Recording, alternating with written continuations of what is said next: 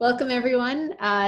Really appreciate you taking the hour out of your schedule today to learn about the step-by-step process to selling a business. My name is Allison Anderson, and I'm the CEO and founder of Succession Matching. Great to see some friendly faces in the meeting today, and look forward to continuing to work with you. For those of you who are new to Succession Matching, I'll give you a little bit of background. So we are a two-sided marketplace that matches buyers and sellers of small and medium-sized businesses. Our differential proposition is we take a very economic development approach. So we want to make sure that you have all the education and all the resources that you need to make informed decisions as you're going throughout this process. I've personally been working in this field for over 10 years now, and so hopefully today we'll be able to share some tips and tricks with you. I know we have people tuning in from a few different places, so I'm going to try to make it as general as possible. But I do want to say a special thank you to our sponsors, Grey County, for having us present during Small Business Week. And, you know, as a small business owner myself, I know how stressful some of these times can be. So always feel free to reach out and talk to the people at Grey County or your local economic development organization, or myself and my team are also available as well over video calls as well. So the overview and purpose is we're just going to go through the assistance required for a successful ownership transition that benefit all parties. And then some of the objectives that we're going to review today are review the 5 stages of selling a business, understand the timelines and starting points for any of these stages, and then learn how COVID's actually impacted a lot of business owners and a lot of buyers through business transitions this year. So we've got a lot of really cool internal data from our website that we can share with you on that. So we want to make sure that all the technology is working, because there'll be a few activities for us. So I would like everyone to find their chat box right now and write one thing that you'd like to learn today.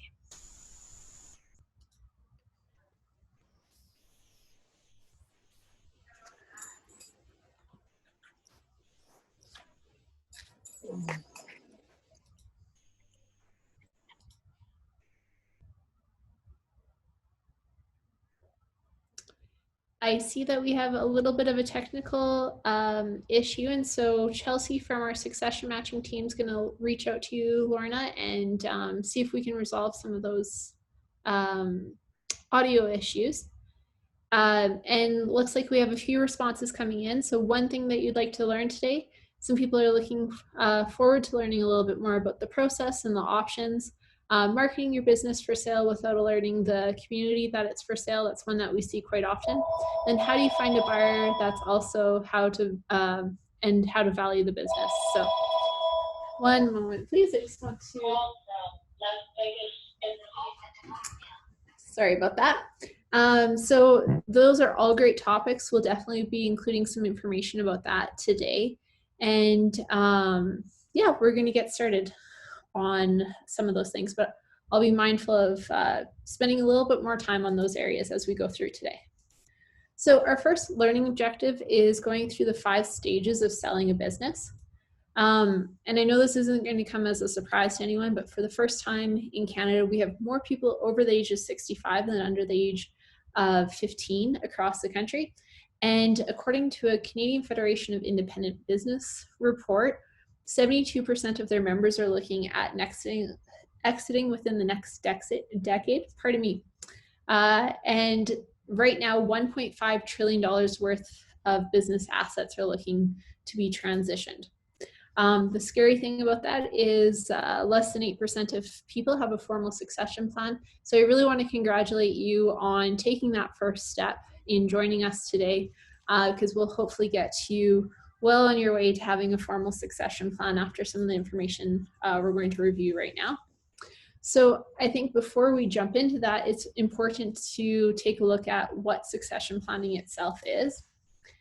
And by our definition, it's preparing the process and schedule for the inevitable farmer business owner transition, ideally between the existing owner and the incoming one. So what that means is we're hoping that you get a formal succession plan in place so that we can avoid, sometimes we work with estate sales and things like that. And so we want to make sure that you're set up so the owners yourself can be the one going through that transition process. So we're going to review these 5 stages, which are getting the business ready for sale, engaging the buyer, what's going into the due diligence, which will also include the financing, or sorry, the valuation. I know that was a question. And then financing, the transition, and the actual transition itself. So getting the business ready for sale. This may come as a shock to everyone, but this process can take 12 to 24 months. And you will want to get your company's books in order. So, you know, if you don't have your taxes filed from last year, that's usually a good place to start by getting those books in order. Going through the business valuation process. And so this is a question we get often about when individuals should start the valuation process. And oftentimes we say to save a little bit of money, if you ask your accountant about it every time you do your annual review with them, and anything 2 or 3 years before you want to transition, it's good to start actually engaging a chartered business valuator.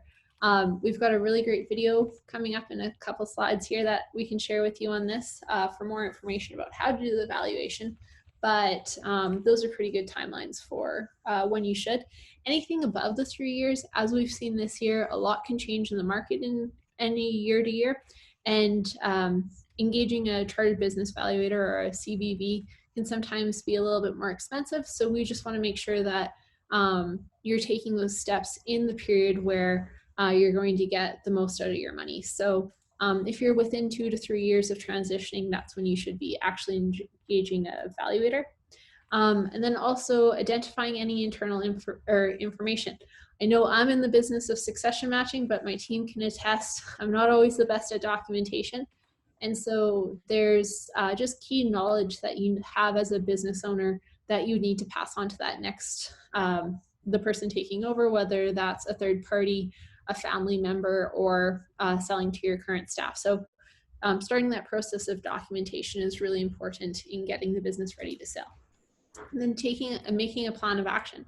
It's okay if you don't have everything all in order, but hopefully today we'll be able to kick you off with some of the first steps that you'll need to making that plan of action and figuring out where a good starting point is for you specifically.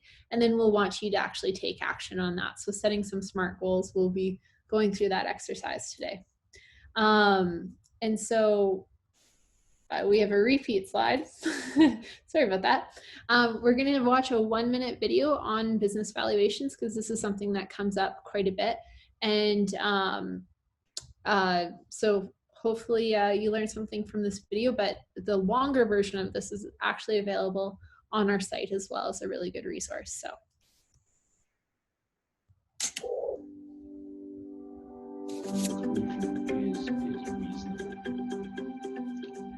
Some common errors in understanding value, assuming that you can apply the same multiples to all businesses. All businesses have different risks, and it's very important to recognize that and not assume that the same multiples can be applied to a different business. You can probably read these others at your leisure. There's an inadequate analysis of supporting assets, underestimating the amount of the goodwill in the business that may be personal to the owner. I also find that owners often underestimate the risks to an outsider, which essentially means that they overvalue the business in their own mind. And then underestimating the amount of time to clean up. And this only really applies if you're selling shares, because it may mean that you don't qualify for the lifetime capital gains exemption, which we'll deal with in the next slide. And I would suggest there, for various reasons, that you speak to your accountant at least 25 months before you want to sell. There are some restrictions that apply that require a 2-year period, so chat to your accountant well in advance.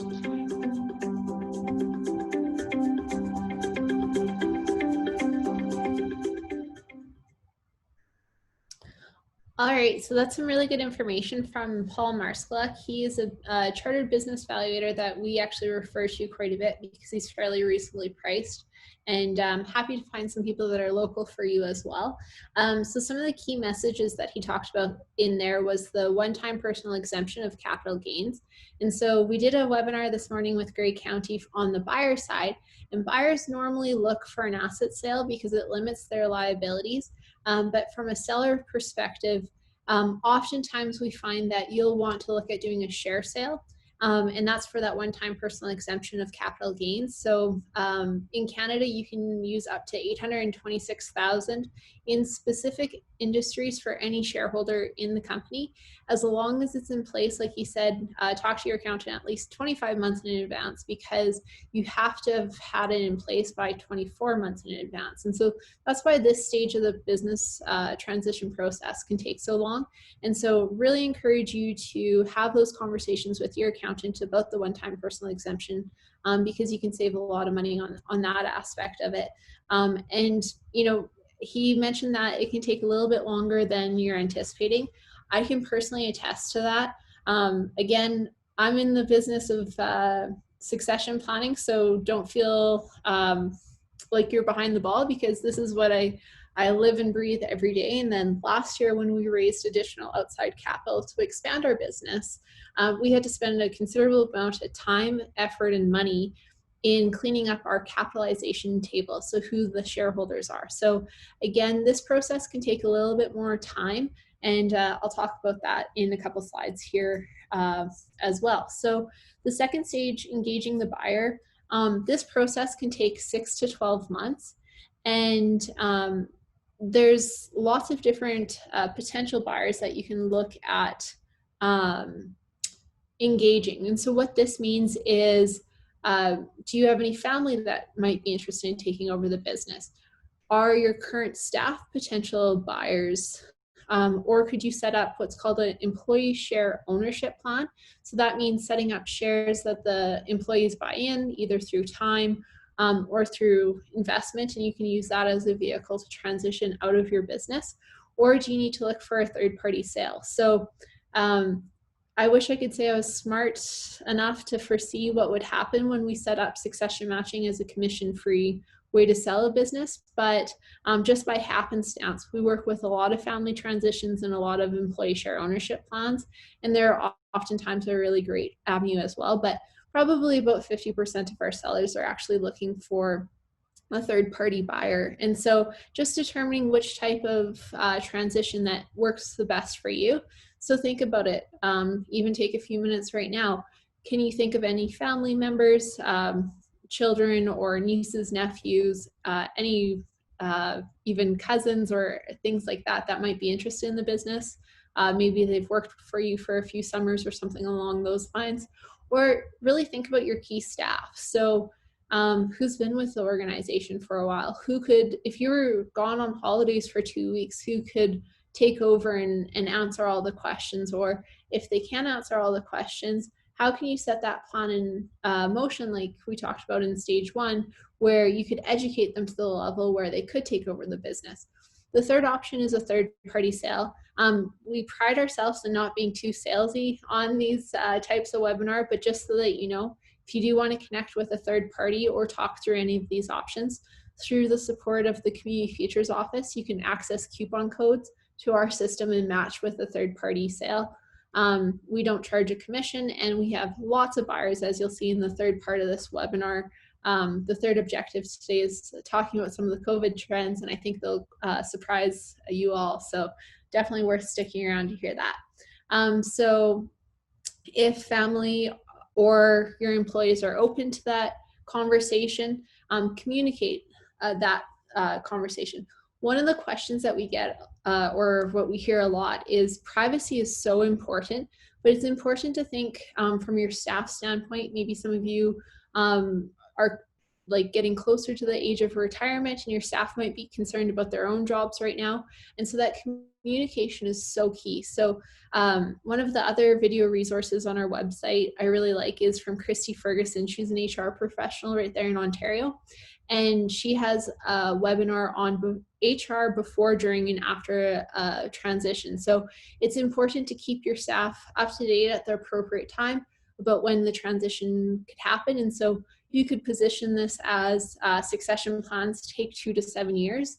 And so I just want to make sure that we have a plan in place so the legacy of the business can continue on, and then like reassure jobs and things like that. And so engaging your family or your staff about that conversation will help you later on. So I'll also talk about that in a couple of minutes, even if they're not interested in purchasing the business. So if they're not an option, then looking for a third party. Again, super important. I saw someone had put finding a buyer, but concerned about privacy.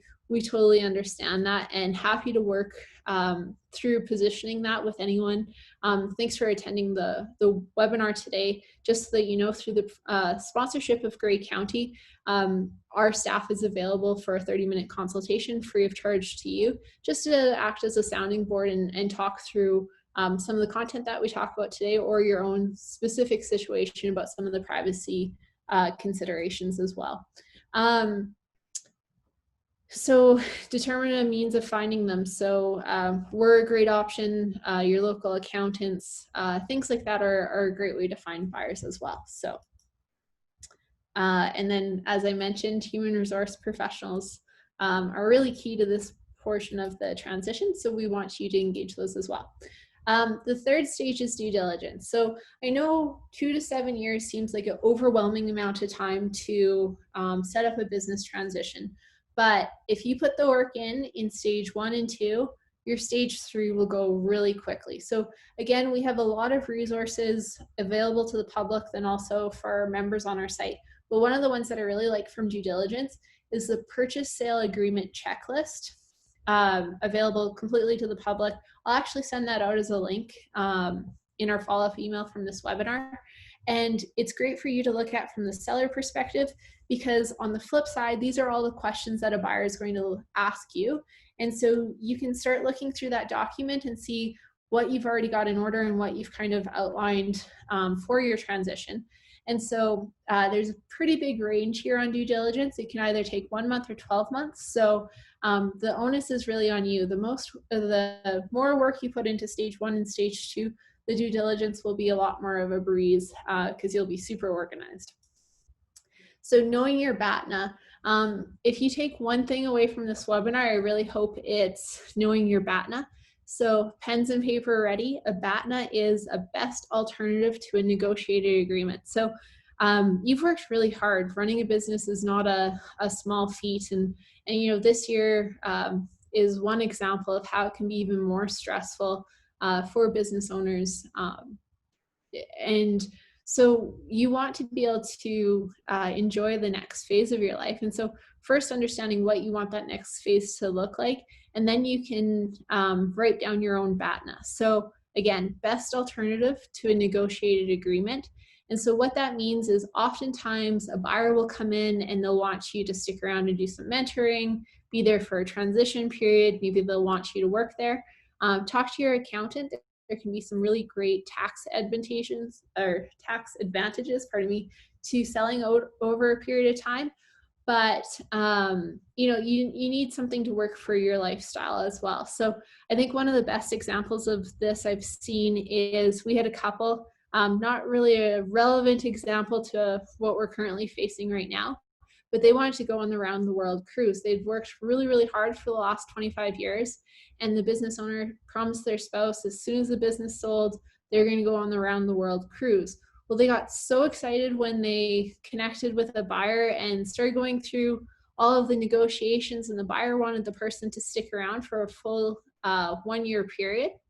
And that conflicted with what the seller wanted in the next stage of their life. So if you get really intentional about what you want that next stage to look like, write it down so you'll remember it and stick to it. And so when you're going through that process with a buyer, you won't have seller remorse once you sell if the deal isn't structured to what you ideally wanted. So right now is a perfect time for you to actually write out a BATNA and think about what that will look like.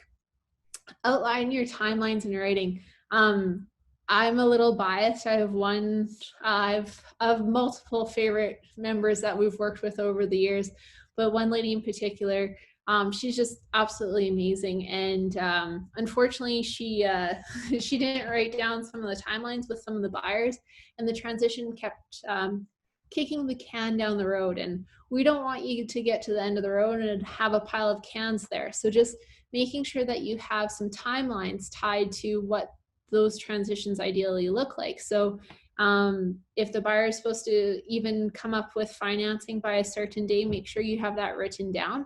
And so that it doesn't just be one day I'll get a bank loan and buy you out. This is really applicable, especially to family transitions, because oftentimes a whole decade can pass and change of ownership hasn't happened. So make sure you have those timelines in writing around what you're looking for, and also have responsibilities in writing. So a transition period is amazing. But it's also important to determine who's going to make those decisions after the transition period. So are you going to paint the paint, or are you going to paint the walls? Are you going to make changes to the staff? Those are a lot of the decisions that a buyer is going to have to make. So from a seller perspective, your entire staff has a huge amount of respect for you, and they want to continue going to you for advice and things like that. But with a new buyer that you're working with, you have to be able to communicate to your staff and to your customers, to your suppliers, who has final say on some of those decisions. So outlining those responsibilities in writing is super important. And then here's my fourth and final point on this matter. Good paperwork makes good friends. So again, when you match with a buyer, you're kind of going through a honeymoon stage. And we just want to make sure that everyone's on the same page. So have those agreements in writing. Good paperwork makes good friends. So lots of professionals that you should be engaging during due diligence are your accountants and lawyers, and happy to walk anyone through what they should be looking for in a specific type of accountant or lawyer, because like maybe a family lawyer or something like that shouldn't be the one that's doing your corporate transition. For time reasons, I'm not going to play the share versus asset sale. Again, this is a video that's available on our site to our members, and just walks through the benefits to both the seller and the buyer to why a share or an asset sale would be structured. But just so you know, we have a lot of different resources that may be helpful for you in that. I'm going to take a sip of water, then we're going to jump right into financing.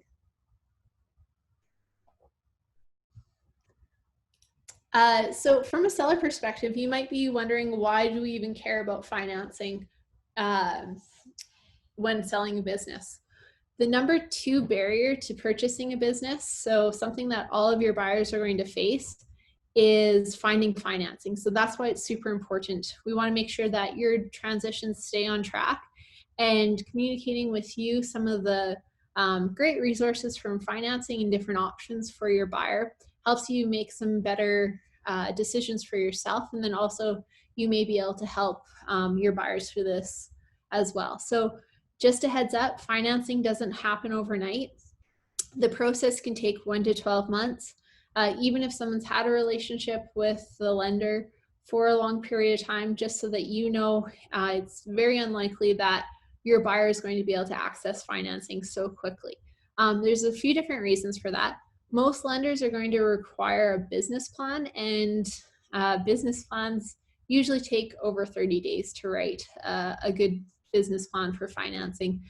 So I just want to mitigate your expectations that even you find a buyer and you have those timelines, a lot of this is going to take a little bit of time. So 1 to 12 months, depending on the type of financing that the person's looking for. The first type of financing that I'm going to review is the traditional financing. So your chartered banks or your credit unions. The one thing that I'm really happy about, when I first started succession matching, no one could spell the word succession. So now at least a lot of the lenders are talking about succession. And so there's a lot of really great transition loans that are available. So it's a little bit easier now than it was even 10 years ago, probably even 5 years ago. So I'm happy that the chartered banks are paying attention to that. From a seller's standpoint, one of the things that you need to keep in mind is a lot of those chartered banks or a lot of the credit unions will require that there's at least 30% equity in the purchase price. So going through the valuation process, setting a market value valuation on the business is super important, because your buyer is going to have to go to the bank and get financing on that. And they're going to look at it and they're going to want to lend only up until about 70, I've seen some 75% of the transition. And so there's a few different strategies that we're going to talk about today that may help you overcome that. So traditional banks and credit unions are really great for financing for your buyers. The second ones are non-traditional financing. So these are like your friendly local community futures. And so some of you may not be familiar with the community futures development organizations, but there's 274 offices across Canada. Their mandate is to focus on rural economic development. And so they have a small loan pool that they can also lend. I really like the community futures because they can help people through a lot of the different stages of the business transition process. And they can help the buyer with the business plan and give some feedback on that. So even if your buyer is going to a traditional financer, I'd encourage you to encourage your buyer to talk to the community futures first about the entire process. Vendor financing. So again, this is something that's become a lot more popular since 2018, 2019, with $1.5 trillion worth of assets looking at transitioning right now. As you can imagine, there's a lot of sellers looking to sell their businesses in Canada. So according to a CIBC World Market Report that came out a couple years ago, there's 550,000 business owners that are looking at retiring and selling their businesses. Obviously, COVID's had a little bit of impact on that, but there's a lot of businesses that will be transitioning in the next 5 years. So it's become a lot more popular for vendor financing. As a seller, some of the things that you have to keep in mind is under those first two types of transitions, so vendor financing or non-traditional financing, those individuals will want you to take second position. And what that means is they're going to want to get their money out first before you get paid out. So oftentimes what we'll see as a structure for that is someone will go, say you're selling your business for 100,000, I'm going to use a round number. They can only qualify for $70,000 of traditional financing. So they borrow $70,000. And then say it's one of your staff members or one of your family members, there's access to different government grants that they can access in Ontario, but it's probably not going to make up that difference of $30,000. And so oftentimes what will happen is, say they're able to get $10,000 worth of grant money, or they have some savings themselves, but there's still $10,000 on that $100,000 transition price that they're looking for. And so essentially grant money plus their own savings plus what they get from the chartered bank, they'd borrow up to the $90,000 and you get paid that $90,000, but then they still owe you that $10,000. The banks are going to want to get paid out first. So normally bank or community futures loans are around 7 years. So 7 years, and then at the end of that 7 years, the buyer would pay you that remaining $10,000 out of cash flow. And so that's kind of a typical vendor financing process that we see. Again, happy to have any one-on-one conversations about that process, or if you're say 3 months from now, you're going through the process with a buyer and just want some feedback on how to structure, who to talk to about the financing, happy to jump on a call and walk you through some of those things. Private capital is another area. I'm going to take one more sip of water. So emerging market that we've seen a lot. And so I'm going to talk about 3 different types of private capital. The first one is venture capital financing, which is probably the one that you're most familiar with. The second one is private equity groups. And the third one is called search funds. So they're all essentially similar in one person's gone out and they've raised money from either institutional investors or high net worth individuals. And they have this pool of capital now that they want to go buy businesses with. And so this has been a really different trend in business succession over the last 5 years. And it's becoming more and more popular to back employee share ownership plans like this. So, for example, one of the deals we're working on right now, there's a seafood distribution company that is going to go through an employee share ownership plan. And we have some private capital. It's a search fund that's going to invest in alongside the key employees that want to set up the ESOP to purchase the business from the seller. So again, it's important that all of these structures can intermix, but just because your employees might not have access to capital doesn't mean that they might not be a really good fit. We may be able to make some introductions so that they can match with some of the search fund capital, or for some of the larger acquisitions, private equity groups or venture capital groups might be a good fit. The one thing that I can't stress enough is make sure that these people's investment thesis, the investment thesis is what they're looking to accomplish with their pool of capitals, aligns well with not only your company, but also what you want to see happen to your company.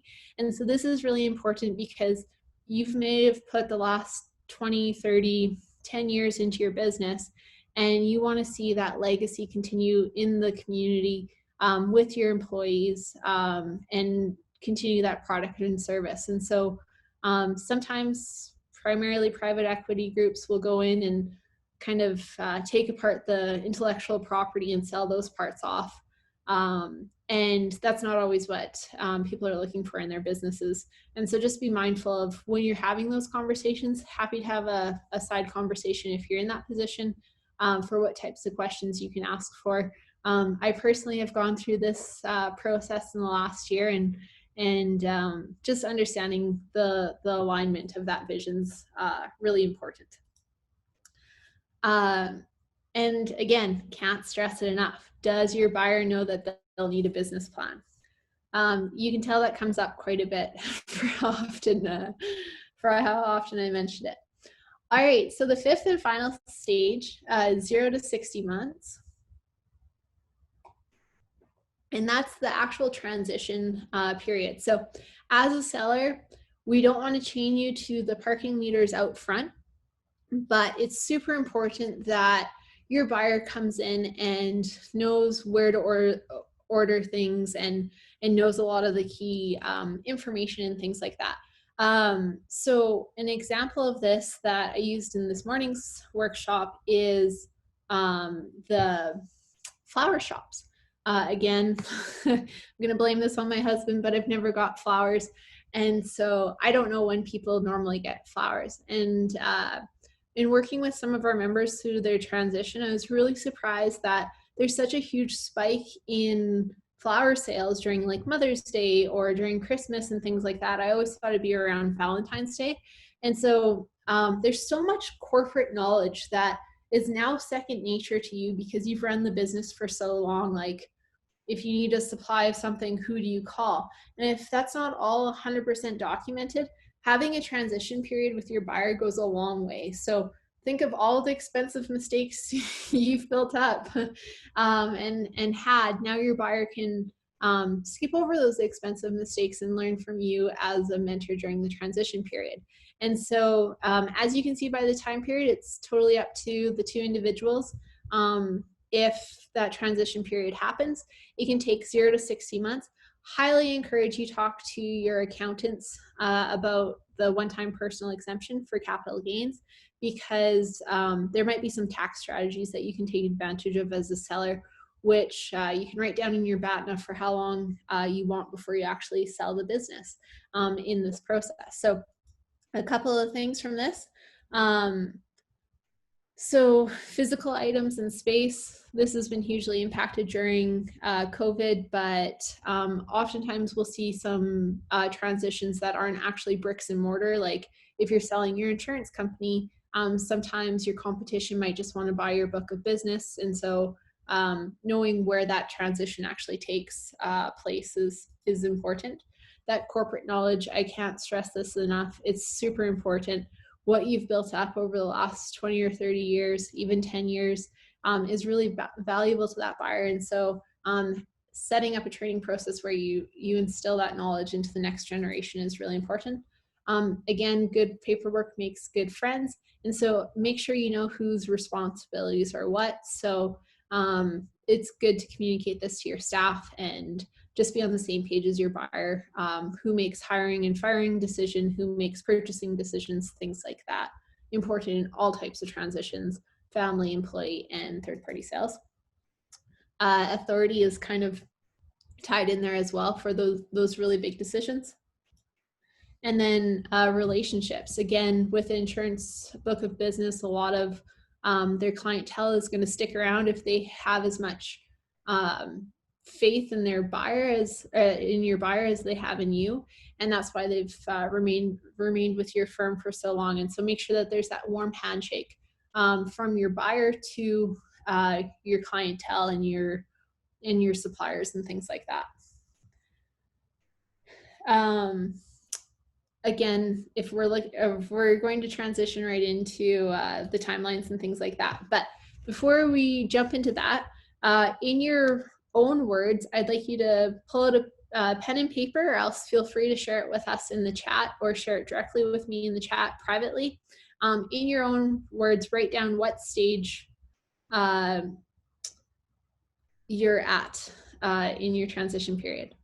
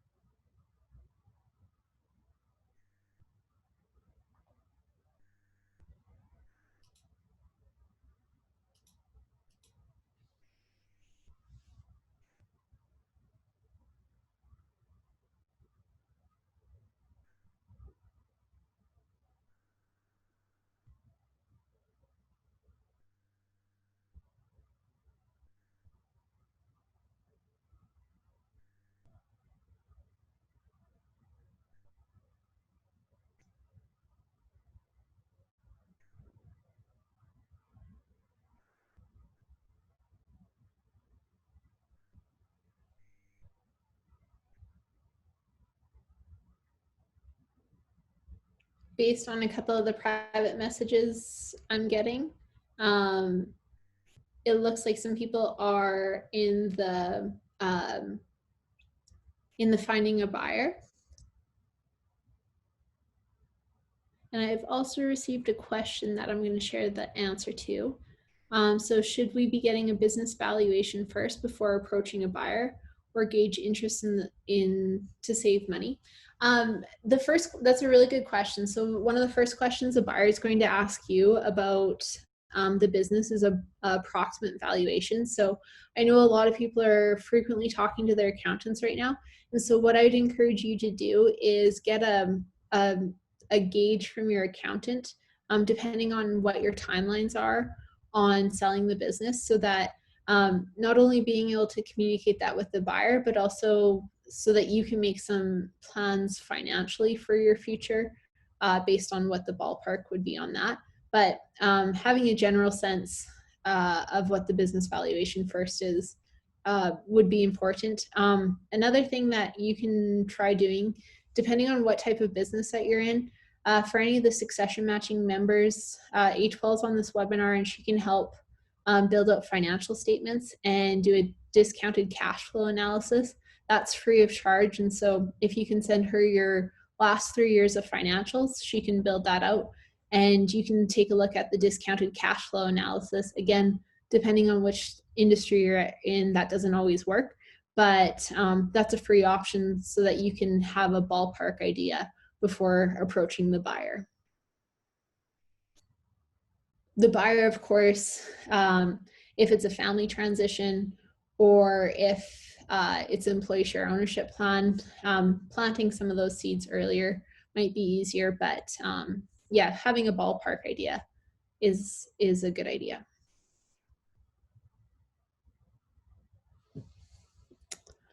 All right, perfect. Well, hopefully everyone had a chance to write down what stage they're in. We're going to move on to objective number 2, understanding the timelines and starting point for any business transition. So this one's a little bit shorter. Don't worry, you don't have to listen to me talk for the next couple hours. But one of the other questions that we always get is how can we speed up the process? And so getting your business ready for sale is, like I mentioned before, stage 1 and stage 2 take the most time. And so one of the ways to speed up the valuation process and speed up stage 1 is making sure that you have up-to-date financials. The one thing that I can't stress enough, this is one of the biggest barriers we're facing right now in business transitions, because with a lot of the federal programs, um, individuals and then also corporations have to file taxes to tap into some of the federal COVID relief. And so accountants have to implement social distancing and things like that. So just be mindful that it's going to take you a lot longer to get your taxes back this year than normal. And so to save time when you are talking to a buyer, I'd encourage all of you to start engaging your bookkeeper or your accountant to get your financials up to date, because they're super busy right now. And then engaging that staff, family, or actively looking for a third party. So again, back to the valuation process, the valuation would happen in stage 1 when you get your books in order, and then you would engage the buyer that way. The due diligence, the best way to speed up this process is to have a sell book and a formal succession plan ready. We usually encourage people to revisit this at least once a year to update the document, and it should be a living document and change a little bit with time. Individuals that have a formal succession plan in place are usually 22% more profitable. I think this is just a way that people can identify internal issues and have them addressed. I think one of the saddest cases I've seen is we had a vendor that had to sell because they got 70% of their revenue from one festival per year, and they missed the deadline of when to submit the paperwork to go to that festival. And so having a formal succession plan usually flags a lot of those really important dates for you internally and things like that, and helps mitigate some of those issues. Having financing, having that conversation with your commercial lenders or your financial planners every year. Start building some of that relationship. Then it might be easier for your buyer coming in, because they might be familiar with where your plans are at. And then transition. So can't stress enough, make sure you write down your own BATNA. Again, that's best alternative to a negotiated agreement. So that will save time in negotiation, because you'll be able to tell right away in the earlier stages if the person's a really good fit for you or not. And so having that BATNA will set up a smoother transition for your organization and the new person coming in. So promise that one was going to be really quick. So in your own words, I would like you to write down 3 things that you can do this month. So 10 days left in the month.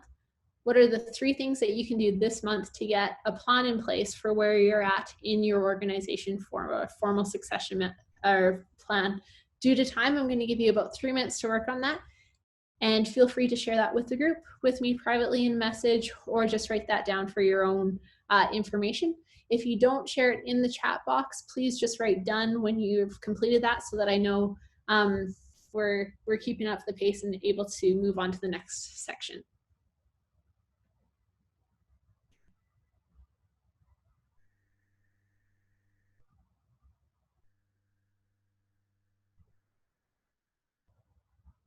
Perfect. Thank you for saying done.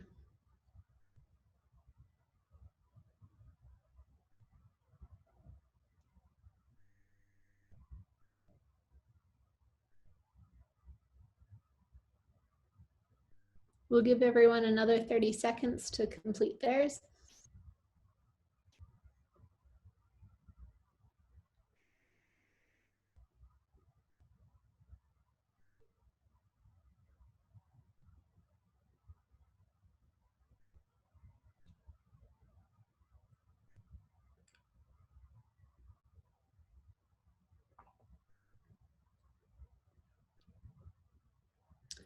All right, perfect. So objective number 3 that we're going to talk about today is learn how COVID-19's impacted the process of purchasing and selling a business during 2020. And so don't go anywhere if you're attending this live. We're going to end the recording in a couple seconds here. So I just want to again say thank you to Grey County for sponsoring today's webinar. And because the content of COVID-19 is forever changing, we want to make sure that this video can stay up to date. So we're going to end the recording here, but we're going to continue with the webinar for those of you who have attended live.